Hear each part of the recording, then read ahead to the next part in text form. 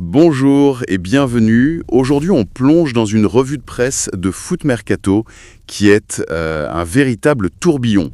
On a de tout, des géants qui trébuchent en Ligue des Champions, des polémiques qui secouent le monde du foot bien au-delà du terrain, et puis des stratégies de clubs qui se dessinent en coulisses.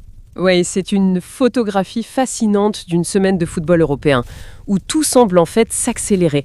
Ce qui est frappant, c'est de voir à quel point les dynamiques de pouvoir sont fragiles. Un grand club peut passer de la certitude au doute en 90 minutes.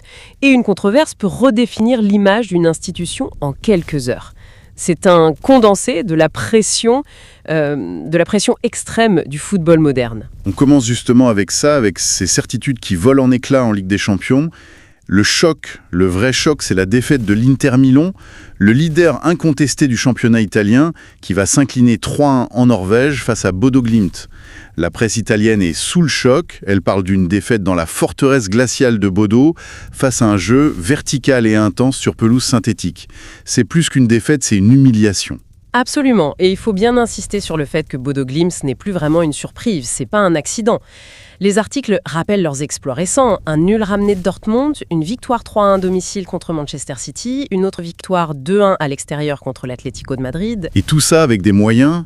Bah voilà. On parle d'un club d'une ville de 54 000 habitants au nord du cercle polaire avec un budget d'à peine 30 millions d'euros. Attendez, 30 millions d'euros de budget, c'est le salaire annuel d'un seul très grand joueur dans certains clubs. Ça remet tout en perspective. Exactement.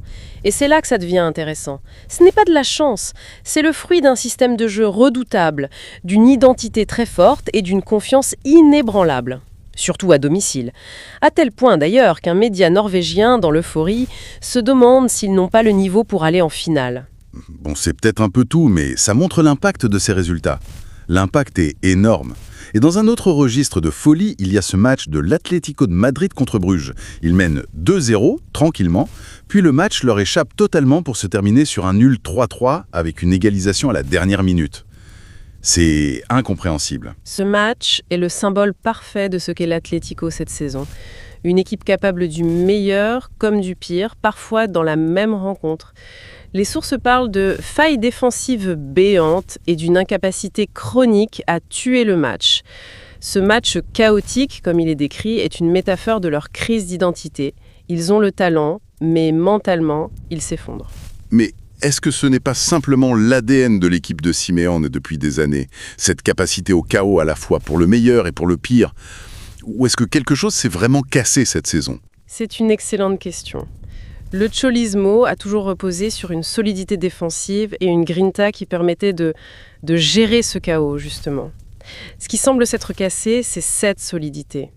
Le chaos n'est plus maîtrisé, il est subi.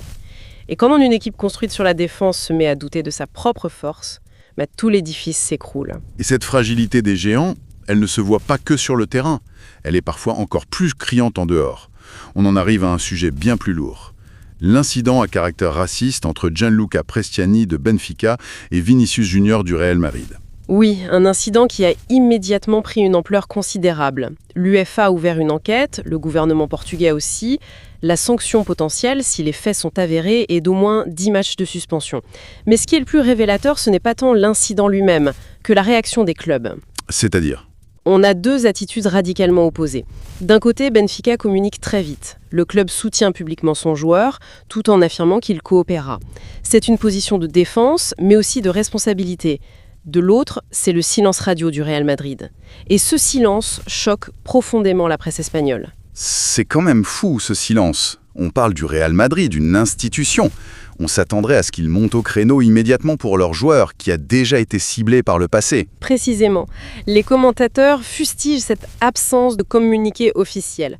Le manque de réaction publique est perçu comme un abandon, un véritable manquement. Ça pose une question cruciale sur la responsabilité d'un club. Est-ce qu'elle s'arrête au terrain ou non ? La perception générale est que non, et que le Real a failli. Et comme si la situation n'était pas assez tendue, voilà que José Mourinho arrive et jette un bidon d'essence sur le feu. Il déclare que Vinicius ne devrait pas célébrer de cette manière, et il rappelle qu'Eusebio, la légende de Benfica, est noir.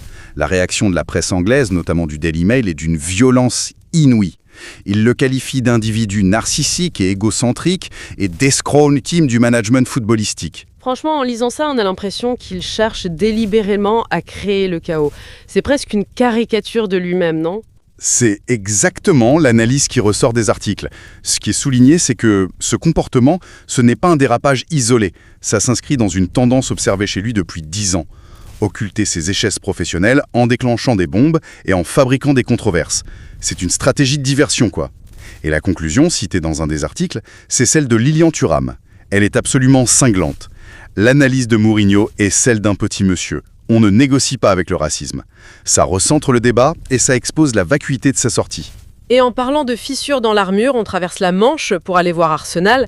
Eux, ils ont peut-être laissé filer plus que 2 points ce week-end. Oui, un match nul 2-2 contre Wolverhampton alors qu'il menait. Un Bukayo Saka décrit comme brillant en numéro 10, mais des erreurs défensives qui coûtent terriblement cher. Au final, ce résultat relance complètement la course au titre. C'est le genre de match qui, en fin de saison, peut coûter un championnat. On a l'impression de revoir le même film que l'an dernier.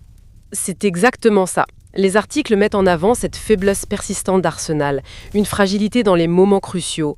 Tactiquement, l'équipe est excellente, mais c'est cet obstacle mental, cette incapacité à conserver un avantage, qu'ils doivent surmonter pour franchir le dernier palier. Le doute semble s'installer. À l'opposé complet de ce doute, on a la démonstration de force de Newcastle qui écrase Karabakh 600. Une performance marquée par le quadruplé exceptionnel d'Anthony Gordon. Et au milieu de ça, une petite anecdote de cours de récré pour savoir qui tire le penalty. Gordon et Kieran Trippier qui se chamaillent. Bon, ça montre que l'ambiance est assez saine pour qu'on puisse s'engueuler pour un péno à 5-1 et en rire après. C'est un détail amusant, c'est vrai, mais qui en dit long. La performance, elle, est très sérieuse. Ce qui ressort tactiquement, c'est le rôle de Gordon en faux neuf qui a complètement désorganisé la défense adverse. C'est une masterclass. Allez, un petit crochet par la France, avec 2 clubs ou problématiques très différentes. D'abord à Marseille, où le nouvel entraîneur Habib Beye débarque sous une pression monumentale. Un seul entraînement avant son premier match et des objectifs fixés par la direction qui sont vertigineux, le podium et gagner la Coupe de France. C'est la définition même d'une mission commando.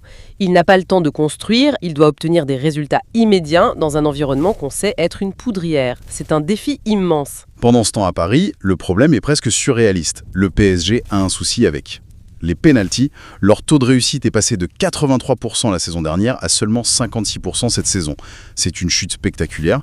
La raison principale évoquée, un manque de confiance. Et ça crée un vrai dilemme managérial pour Luis Enrique. Sa stratégie, c'est de faire tourner les tireurs pour ne pas mettre toute la pression sur un seul joueur.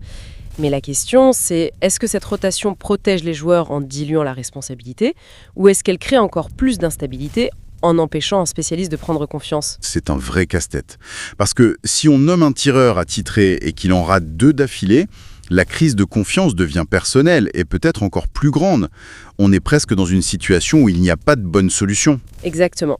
Il n'y a pas de manuel pour gérer une crise de confiance collective sur un geste qui semble si simple. Chaque option comporte son risque. Et si on parle de dilemme de gestion, Barcelone est un cas d'école en ce moment.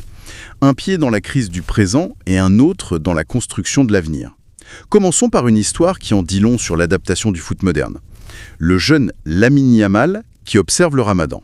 Oui, et le club a complètement adapté son programme pour lui. Nutrition sur mesure, horaire d'entraînement aménagé. C'est révélateur d'une tendance de fond. Le football de haut niveau est de plus en plus flexible pour intégrer les pratiques religieuses des joueurs. Ce n'est plus un tabou, c'est un défi logistique et scientifique que les grands clubs apprennent à maîtriser. Mais là où ça devient fascinant, c'est sur le plan stratégique. On apprend que le Barça, échaudé par des départs de jeunes talents pour des sommes dérisoires, a complètement changé son fusil d'épaule.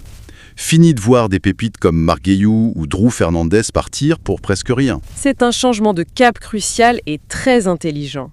Ils ont mis en place un nouveau mécanisme dans les contrats des jeunes de la Masia. La clause de sortie d'un jeune joueur augmente désormais automatiquement lorsqu'il franchit certains paliers. Une convocation avec l'équipe première, un certain nombre de matchs. Donc en gros, il gamifie la clause libératoire. Plus le jeune progresse et prouve sa valeur, plus il coûte cher à un acheteur. C'est brillant. Ça protège enfin l'investissement qu'est la Masia. Parfaitement résumé. C'est une manière proactive de sécuriser leurs actifs. L'article prend un exemple concret. Avec ce nouveau système, Drew Fernandez, parti au PSG pour une somme modeste, aurait coûté, au bas mot, 25 millions d'euros. Ça change tout. Mais voilà le paradoxe. Pendant que le club blinde son avenir, le présent est en pleine crise. Sur le terrain, l'équipe première tangue. Et tout le club semble suspendu au retour d'un seul joueur, Pedri. On attend de lui qu'il redonne de l'équilibre au jeu, qu'il organise le pressing, qu'il fluidifie la circulation du ballon. La pression sur ses épaules est démesurée. Et c'est là qu'on voit les deux batailles que mène le Barça en parallèle. D'un côté, une stratégie à long terme, réfléchie, intelligente, pour protéger son ADN et son avenir. De l'autre, une gestion à court terme qui frise la panique, où l'on s'en remet à un seul jeune homme, aussi talentueux soit-il, comme à un sauveur. C'est un pari incroyablement risqué. Mettre autant de pression sur Pedri pour sauver le présent, tout en bétonnant un futur qui n'est pas encore là. Ça montre à quel point la situation actuelle est fragile. Ce qui est frappant, en résumé, c'est de voir à quel point tous ces clubs, du géant au petit poussé, sont sur un fil. Un grain de sable, une erreur défensive pour Arsenal, un pénalty raté pour le PSG, une polémique pour le Real Madrid, tout peut basculer. La vraie différence, c'est peut-être la capacité à gérer ces moments de crise. Oui, que ce soit sur le terrain ou en dehors. Les sources de cette semaine mettent en lumière les différentes manières de gérer une crise. On voit le silence du Real Madrid face au racisme, qui est perçu comme un échec. On a les mesures proactives du Barça, ce qui est une réussite stratégique. Et on observe la gestion d'une crise de confiance au PSG sur un détail comme les pénaltys. Exactement. Et ça amène à une question finale en fait.